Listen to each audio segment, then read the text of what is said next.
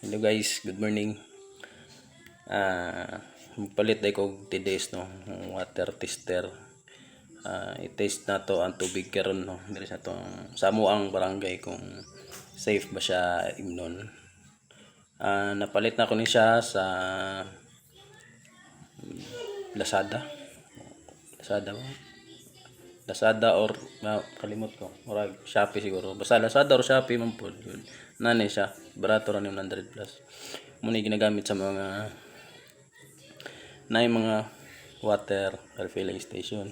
Kung nang pamaligya og tubig para ma-detect nila kung hugaw ba ilahang tubig.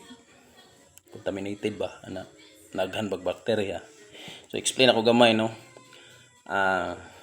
Pag mo reading gani ni karon og 300 plus to 1000 kana siya hugaw na gina siya daghan na kaning bakterya.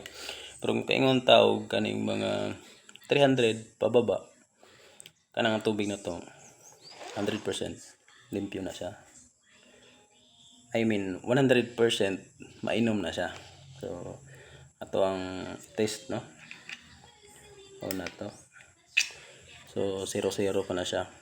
Ato makita. Okay.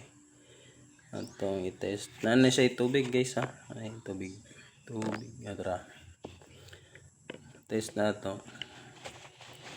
Tul lang to gumas kamera. Nasa mga 132 hold.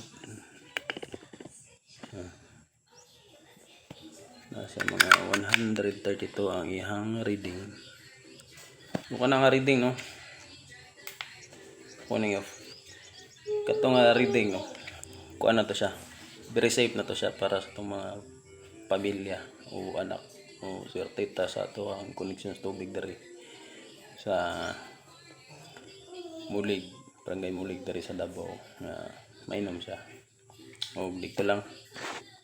Salamat.